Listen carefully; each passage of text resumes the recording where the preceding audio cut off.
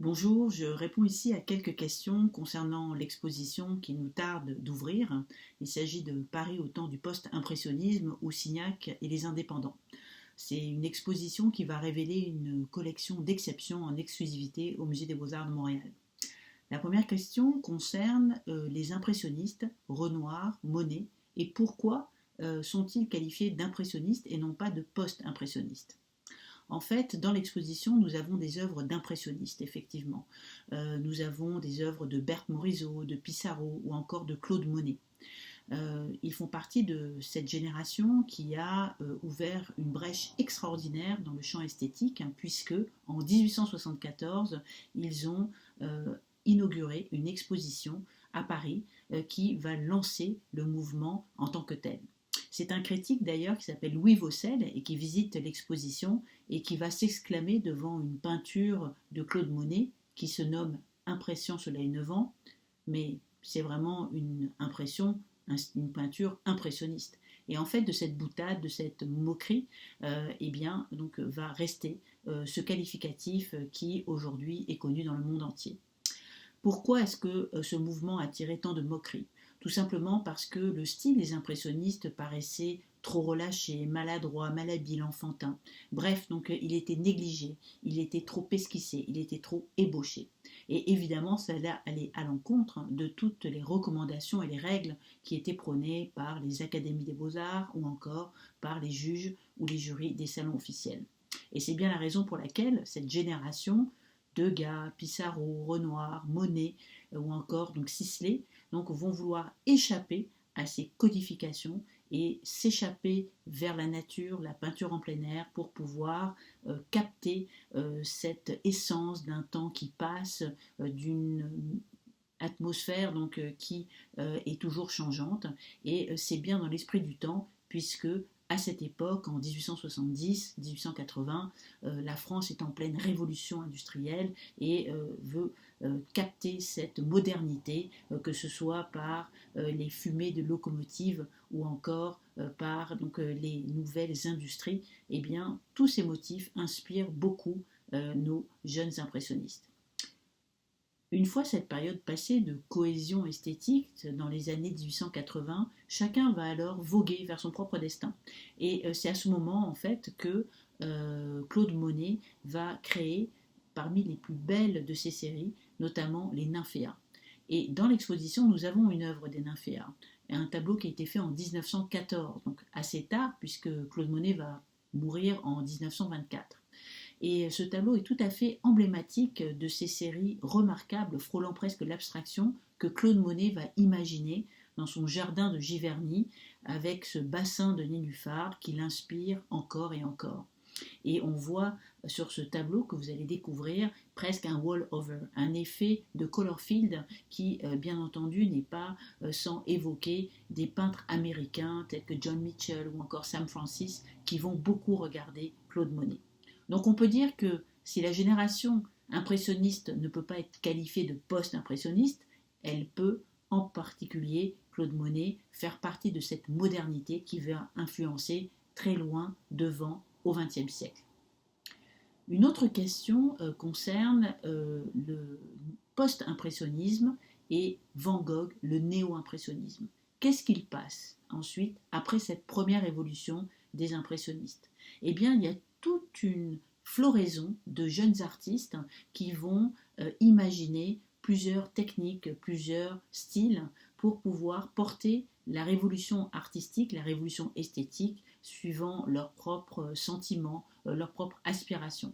Parmi ceux-là, donc, on trouve aussi bien Gauguin que Van Gogh ou encore les nabis, ces soi-disant prophètes, qui aussi prônent une peinture beaucoup plus radicale, et on trouve un groupe, les néo-impressionnistes. Ces néo-impressionnistes sont Georges Seurat et aussi Paul Signac. Paul Signac est très important pour l'exposition que nous allons vous présenter, puisqu'en fait, il en est l'âme, il en est le fil directeur. Georges Seurat et Paul Signac ont inventé un style très singulier. En fait, ce style s'appelle le néo-impressionnisme et il appartient à cette grande nébuleuse qui se nomme le post-impressionnisme. Alors, qu'est-ce que le néo-impressionnisme? Eh bien, en fait, c'est une technique de peinture que Seurat et Signac vont appliquer à la recherche d'une objectivité dans la description de la réalité. Seurat et Signac s'opposent à l'impressionnisme.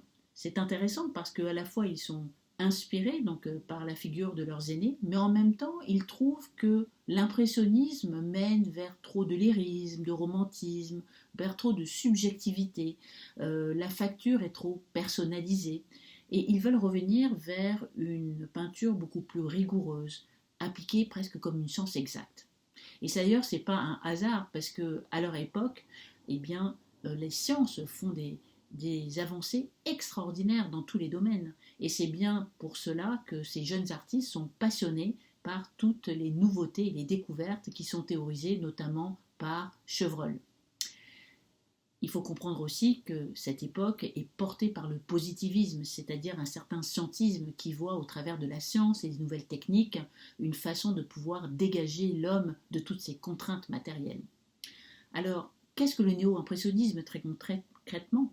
Eh bien, ce sont des petits points qui sont agencés sur la toile avec souvent des couleurs très intenses, des pigments très forts, très brillants, et dont le mélange optique s'opère sur la rétine. Et c'est ainsi que le regard, l'œil, reconstitue cette réalité qui est face à nous. C'est donc une volonté très inédite, très audacieuse finalement, de vouloir réunir la science avec la peinture. Paul Signac va être l'âme du néo-impressionnisme. Puisque Georges Seurat malheureusement décède très vite, c'est lui qui va porter le flambeau de ce style. Il va en être le prosélyte, aussi bien avec des compagnons avec qui il travaille, comme Maximilien Luce ou encore Pissarro, ancien impressionniste qui va aller flirter avec le néo-impressionniste de cette jeune génération à un moment donné. Mais aussi, Paul Signac va porter cette théorie au travers d'articles, de manifestes, de livres, et même au-delà de la France, en Belgique. Et dans l'exposition, vous allez découvrir toute cette sphère de néo-impressionnistes absolument remarquable. Et d'ailleurs, c'est une première au Canada. Van Gogh lui-même a été attiré par les sirènes du néo-impressionnisme. Quand Van Gogh arrive des Pays-Bas pour aller à Paris, comme tant d'étrangers, parce que Paris est la capitale des arts, eh bien, il va s'intéresser à cette technique qui lui permet de fragmenter la touche. Et d'ailleurs, ce passage vers le néo-impressionnisme lui permet d'abandonner son style un petit peu sombre, réaliste, qu'il avait dans sa jeunesse, et va lui permettre d'aller vers son propre style à lui, avec cette fameuse touche virevoltante à la surface de la toile que l'on connaît bien. Van Gogh d'ailleurs va s'éloigner du néo-impressionnisme parce qu'il trouve que les préceptes sont trop rigoureux et il aspire à plus de liberté, à plus de personnalité, et d'ailleurs sa facture tourmentée et tourbillonnante est aujourd'hui reconnue dans le monde entier. Nous n'avons pas de Van Gogh, mais nous avons beaucoup d'autres artistes que vous allez découvrir dans l'exposition. Une autre exposition concerne les affiches, l'imprimerie. Ce projet présente beaucoup d'affiches qui sont signées par Ibels, Chéré, Mucha ou encore Toulouse-Lautrec. Et c'est vrai que c'est une époque où l'imprimerie fait des bonds extraordinaires. Alors, me demandez-vous, donc pourquoi y a-t-il tant d'imprimés ? Est-ce que c'est ici le signe d'une révolution des mœurs, même d'une révolution politique? Absolument. Parce que la fin du XIXe siècle est une époque où toutes les techniques d'imprimerie se développent considérablement. Et d'ailleurs, cela change beaucoup les façades des rues dans les villes. Les rues deviennent des musées à ciel ouvert avec des affiches publicitaires, c'est tout à fait nouveau. Et la nuit, grâce aux éclairages au gaz ou encore électriques, eh bien on assiste à des cafés-concerts, à des cabarets. Et pour y assister, il y a des cartons d'invitation, il y a des menus dans les restaurants, donc il y a des programmes de théâtre. Eh bien, toutes ces imprimés vont se répandre avec énormément de puissance partout dans tous les secteurs de la vie quotidienne. Et enfin, et surtout, je dirais, ce sont les quotidiens qui portent des feuilletons, qui sont aussi le support de caricatures, et ces quotidiens qui souvent sont à la fois des lieux de débat pour des cénacles artistiques, littéraires comme la Revue Blanche, ou encore des lieux de combat comme la Revue du Père Pénard, qui est une revue anarchiste. C'est très important de parler de politique et d'anarchisme parce que Paul Signac, avec ses compagnons, était très engagé dans ces courants de gauche, ces courants socialistes. Et c'est d'ailleurs une époque où on parle beaucoup de la guerre des classes, où on réfléchit beaucoup au déterminisme social, parce qu'il y a eu la révolution de Darwin en arrière-fond. Et c'est aussi pour cela que dans l'exposition, vous allez découvrir une affiche extraordinaire qui a été faite par Théophile Steinlein et qui s'appelle La rue. C'est une affiche monumentale, elle est gigantesque, elle fait 2,50 m par 3,50 m de large. Autant vous dire que les personnages sont grandeur nature. Cette affiche présente une typologie des Parisiens. On y voit une blanchisseuse côtoyer donc un gentleman avec son haut de forme, ou encore une Parisienne très élégante évidemment. Et bien donc c'est cette typologie-là que cette affiche extraordinaire, parce que très bien conservée, vous présentera, et c'est vraiment unique. Vous me direz pourquoi est-elle si unique alors que c'est une édition, c'est un imprimé? Et tout simplement parce que les affiches étaient destinées à être présentées à l'extérieur, donc elles sont rarement venues en bon état. Celle que nous pouvons vous présenter est tout à fait exceptionnelle. Une autre question concerne la scénographie.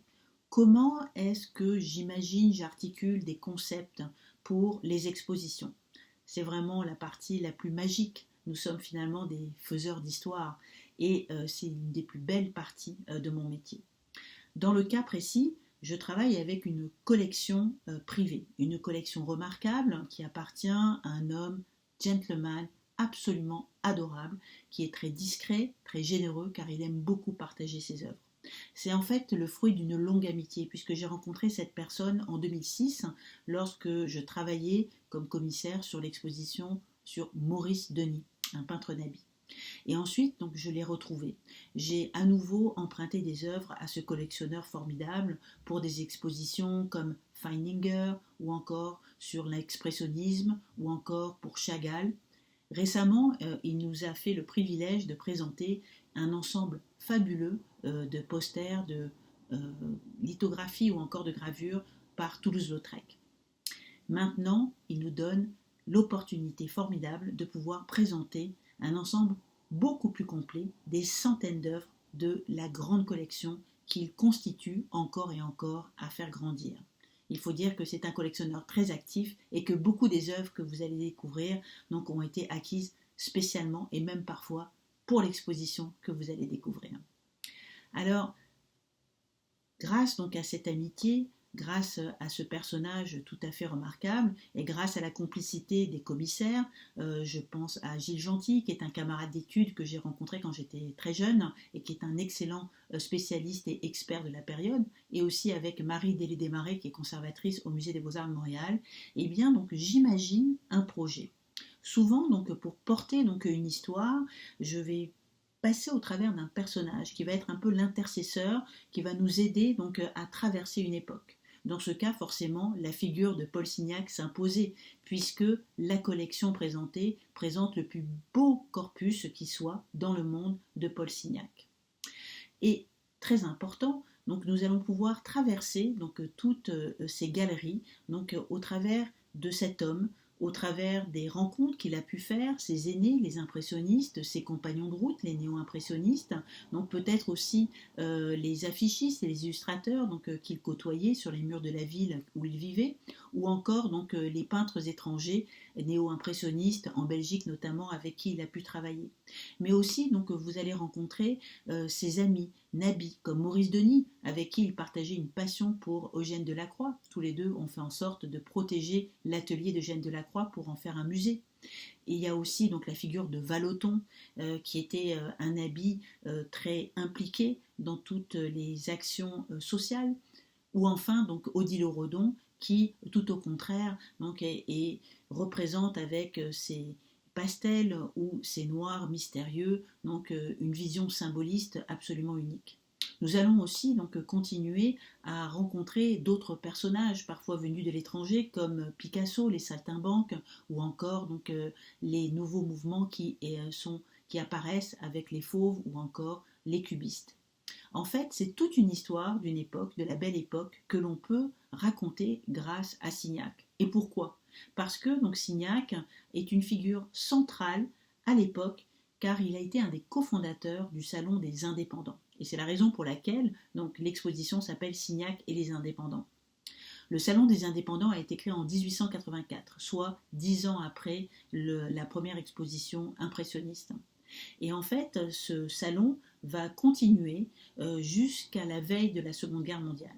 Paul Signac va jouer un rôle remarquable, c'est vraiment un animateur. Il va même être le président de ce Salon des Indépendants en 1908. Et donc ce salon, on le voit, donc, accompagne toutes les principales révolutions, tous les courants les plus avant-gardistes. Pourquoi? Parce qu'en fait, ce salon avait été créé sur un principe très simple, sans jury ni récompense. Et c'est ce que vous allez voir. J'aime beaucoup quand je travaille sur une exposition, et notamment au travers donc, des galeries et du plan scénographique, ou encore avec le graphisme au travers des pages d'un livre, imaginer des moments forts, des points d'orgue, ou encore donc, des galeries en mode mineur, des perspectives, des suspens, donc des surprises. Donc c'est vraiment une histoire que l'on raconte et qui doit vous prendre comme le ferait un bon film finalement, donc au travers donc, du temps. Et la scénographie, dans ce sens-là, n'est pas du tout accessoire. La scénographie est éloquente parce qu'elle porte donc le discours. En fait, comme dirait Victor Hugo, la scénographie, c'est un petit peu la forme qui représente le fond. La forme, c'est le fond qui remonte à la surface, comme disait Hugo. La scénographie, pour moi, c'est un récit théâtralisé, c'est un récit donc qui nous accompagne comme si nous étions donc les spectateurs, non pas assis dans un fauteuil, mais bien cheminant au travers donc des acteurs qui eux sont sur les murs. Et c'est ce principe d'immersion, cette expérience holistique que j'apprécie en particulier. D'ailleurs, dans l'exposition, vous verrez non seulement les effets de lumière, donc très importants pour mettre en valeur donc, nos œuvres, mais surtout la musique. J'aime beaucoup, vous le savez, depuis des années, travailler avec la musique et spatialiser le son dans les galeries. Dans le cas de Signac et les Indépendants, c'est pas très compliqué parce que cette période est extraordinaire.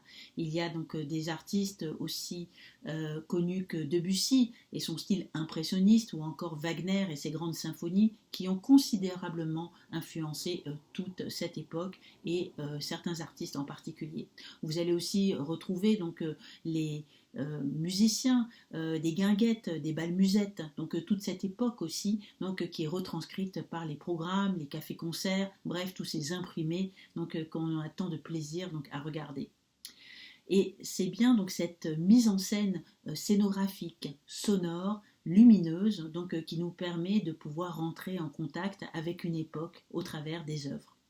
C'est un exercice que j'aime énormément et j'espère que ce parcours saura vous enchanter. Une autre question concerne la présence ou pas d'artistes tels que Klimt, Larsson, Schiele. Est-ce que nous pourrions avoir des expositions sur ces autres artistes qui sont parfois contemporains? Alors pour Larsson, je n'ai pas vraiment d'idée. Pour Schiele, j'aimerais beaucoup, mais Schiele, cet artiste remarquable de la sécession viennoise, a peint beaucoup sur des feuilles de papier, donc des supports très fragiles qui malheureusement ne peuvent être exposés longtemps.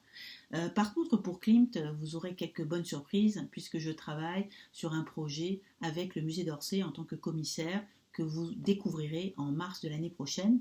Il s'agit d'un projet sur l'invention de la nature de Humboldt à Darwin et comment les sciences ont inventé une nature, comment les sciences ont inspiré les artistes à cette époque. Dernière question, est-ce que notre époque, aujourd'hui, en 2020, est aussi révolutionnaire que le fut l'époque d'il y a un siècle à Paris, bien dite donc de Paris 1900? Je dirais oui, parce que chaque époque connaît ses avancées, chaque époque connaît ses révolutions. Pour une personne qui aurait vécu aux alentours de 1900, la période de la Révolution française lui aurait paru tout aussi extraordinaire. Et c'est la raison pour laquelle je crois qu'aujourd'hui, avec les nouvelles technologies, notamment les plateformes numériques, l'invention d'une imagerie tout à fait fabuleuse, et nous voyons apparaître de nouvelles formes d'art qui sont digitales. Il y a aussi d'autres manières d'imaginer le rapport des arts entre eux, le multidisciplinaire, l'interdisciplinaire, bref, donc ce sont des scènes qui s'animent comme des Gesamtkunstwerk, des œuvres d'art total. Et d'ailleurs, donc le Québec est très fort dans ces innovations, que je pense à Robert Lepage ou encore à Michel Lemieux, Victor Pilon, ou encore au Cirque du Soleil ou des 7 doigts de la main. Nombreux sont nos créateurs ici au Québec qui montrent un art vivant totalement décadenassé, ouvert sur tous les horizons.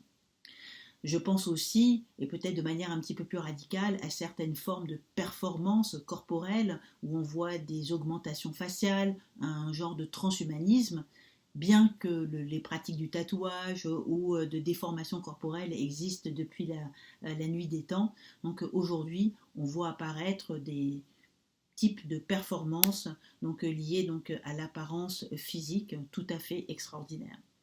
Alors je crois, oui, bien entendu, que nous continuons à innover, que nos artistes sont plus que jamais les enchanteurs de notre quotidien, et c'est la raison pour laquelle il faut les soutenir. Et surtout, j'espère que vous aurez le plaisir de découvrir ce projet avec moi bientôt, lorsque nous pourrons enfin sortir de notre confinement.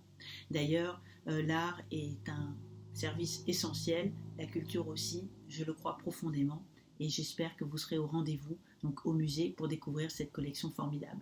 Prenez soin de vous, je pense à vous, vous nous manquez, vous, nos publics, et j'espère pouvoir ouvrir les portes du musée aussi vite que celles de mon cœur le sont pour vous aujourd'hui. À très bientôt.